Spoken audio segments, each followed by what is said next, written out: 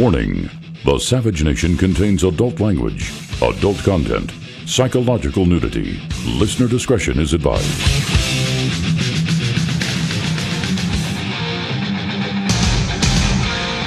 And now, America's most exciting radio talk show, The Savage Nation, home of unprotected talk, borders, language, culture. And here he is, Michael Savage. Well, many of you wait to hear what music I play at the beginning of a show to see what mood I am in. And since I played no music, you know what mood I'm in, which is I'm not in a musical mood. Why am I not in a musical mood? I have no idea. Well, I have somewhat idea because the con man in chief says that we don't have a complete strategy in Iraq. They asked the great man who was busy smoking a cigarette or eating Nicorette, whatever he was doing, the amazing vanishing president, what's his strategy? He said, well, we don't have one yet. It's up to the Pentagon. We heard that yesterday. Now, here's the commander-in-chief passing the buck, or it's either the Pentagon or the Iraqi army isn't ready.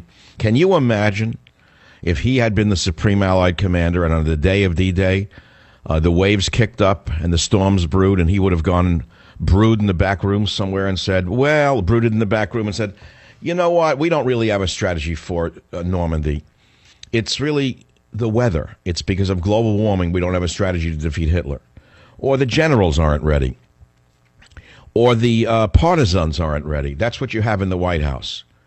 It's getting worse by the day, so you figure, well, why should I listen to him? I heard this before. We know he's a rotten, no-good scoundrel who hates America, and he's just a stooge anyway of the money power, so what's the difference? Why should I listen to talk radio? Well, don't listen to talk radio. Go listen to sports. What do I care? I want to talk about the blood of the Christians and the blood of the Yazidis and the rape of the young girls in the Middle East being on your hands. I want to tell you that you are the new good Germans. You Americans are the good Germans. Republican, Democrat, independent, gay, lesbian, straight, black, white, Hispanic. I don't care what your race is. It doesn't matter what your religion is. We are now the good Germans. We are letting this happen.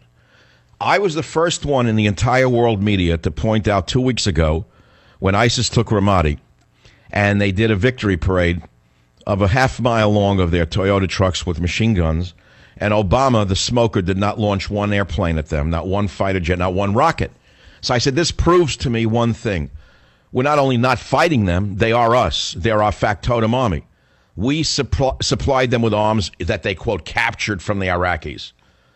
We supplied them with arms. We supplied them with training. John McCain suddenly shut up his crazed mouth about bringing down Assad. You understand the whole picture? I also told you what's going on. The reason that this country wants ISIS to rampage across the Middle East and wipe out Christians and wipe out all religious minorities, and at any cost, by the way, rapes, murders, child kidnapping, doesn't matter, is for one reason only, because they're mad about knocking out Assad in Syria. That's all they're focused on.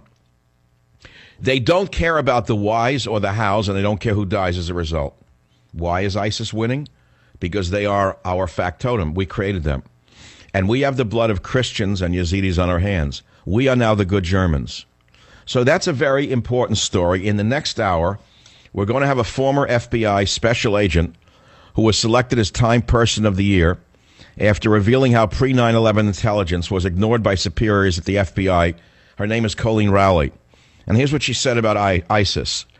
It's like the mad, power-hungry doctor who created Frankenstein, only to have his monster turn against him. It's hard to feel sorry when the insane doctor gets his due. But in our case, that script is constantly repeating.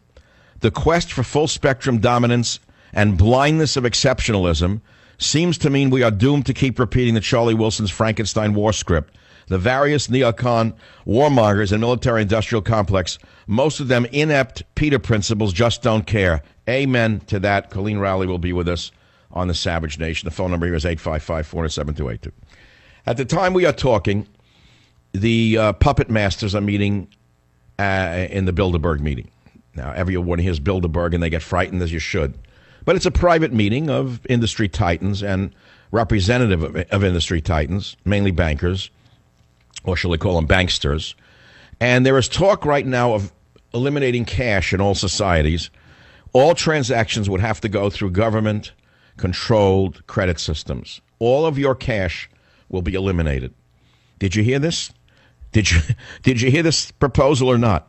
They want to eliminate all the cash that you keep hidden in your house for a rainy day or to buy and sell things or whatever you want to. They want to do it under the guise of increased security. They want to do it under the guise of eliminating, let us say, narco-terrorists trading money for drugs or whatever. And you're the one who's going to pay for it, I can guarantee you. Now, here's the thing for you to know. The Republicans would never allow this. And as bad as they are, they'll never permit this in the United States of America anyway. But if the Democrat Socialist Party takes over, which I think they will do for sure by 2018, because that's how the game works, then all bets are definitely off. You will have gun control. You will have money control. All internet will be controlled. Speech will be gone. Talk radio will be gone as fast as these left-wing fanatic communists take over. And that's the end of America. That's what's at stake. That's it. So that's my opening. That's why I played no music. Now I'm ready for some music. So let me pick some music now that I've gotten the yogurt out of my brain. And let's go to any one of my doo-wop songs that I love so much. I don't care which one it is. We could do any one of them. Please Say You Want Me, Treasure of Love, Book of Love, For Your Precious Love, Over the Mountain, Across the Sea. We worked in a luncheonette. I saved my quarters. I put it in the Bankers Trust Company. And I kept a little savings account. 12 years old, I was so proud of my little savings account. I used to watch it build, and I said, wow, what a country I live in. Isn't it wonderful? I put in $100, and I get $102 after a year. I thought it was wonderful. Now you put in $100, you're lucky if you get your $100 back. Is that progress? Why do we have zero interest rates? Why are they soon going to tax the money you keep in a bank? Who is controlling the money supply? What is really behind all of this? Oh, you don't know, nor do you care. Why should you? What can you do about it, after all? You control nothing. It's men like George Soros who's made trillions of dollars by betting against currencies, almost bankrupting England, almost bankrupting Malaysia, provoking anti-Semitism in the country for the first time in 50 years. That's old George Soros, the man that Jesus warned us about when he said, beware the money traders in the temple. Well, anyway, life goes on, and I don't know if you want to talk about this. The phone number is 855-407-282. How do you feel about knowing that the kidnapping of young girls, the rape of young girls by ISIS, is controlled by the United States of America because they're doing nothing to stop them? This is like the boxcars going into Auschwitz with the Jews and others in the boxcars for slave labor and, let us say, their death. I know many of you are very brave in retrospect. I realize that 100 years ago, or 80 years ago, rather, you would have done something. At least you thought so. I used to hear it all the time. Why them Germans there?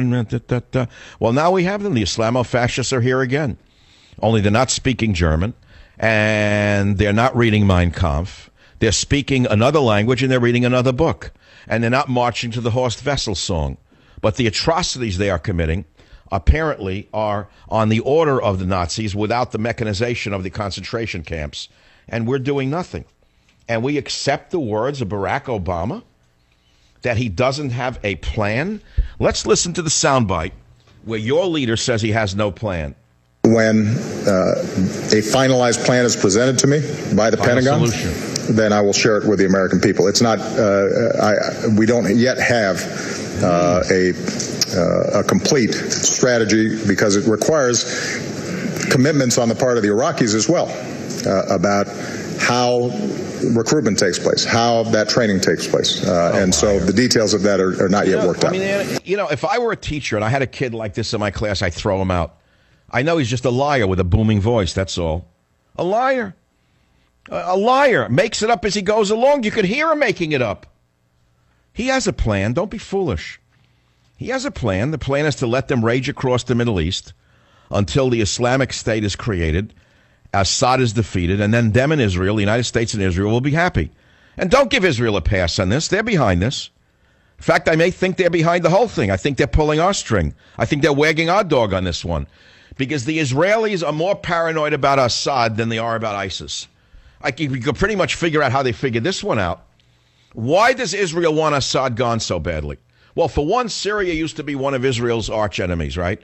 So Israel eliminated Iraq as an enemy by using our armies to bring down Saddam Hussein and destroying Iraq. So then Israel was no longer threatened from Iraq. You want to play this scenario out? You want to feed into this madness? Let's go for it. Let's go right down this rat hole together. So now who is Israel's greatest threat? Well, it's not Egypt. Egypt is certainly fighting the Muslim Brotherhood. Egypt is fighting ISIS. It's not Jordan. Jordan is fighting ISIS. So who is Israel's last threat in the Middle East? Why, it's old Syria with Assad. So what Israel wants now is no enemies around them. They don't care who gets killed as a result. They don't care who gets raped, murdered. They don't care how many Christians die. They don't care how many artifacts going back 1,000 years are pillaged and sold on the world market by United Nations intermediaries who are making a fortune off it, the same way the UN vermin are trading in elephant tusks behind your back, incidentally. Don't get me started on elephant tusks, because the people behind it have to be in the UN as far as I am concerned. Let them show me what they're doing to stop the slaughter of elephants and mountain gorillas.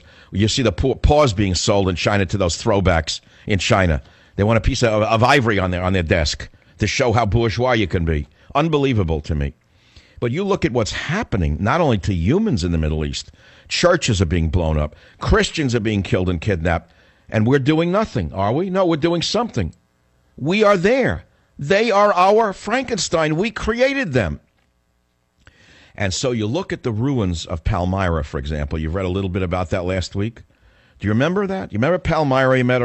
Those of you who are literate, you saw that ISIS, when they took over a portion of Syria, had taken over a city known as Palmyra. Now, you say, well, what's that about? Well, the first thing these throwback vermin did was take sledgehammers to 1,000-year-old ruins and start breaking them down because they weren't Muslim enough. They weren't Islamic enough to these throwback morons, psychopaths, subhumans. And they started destroying them.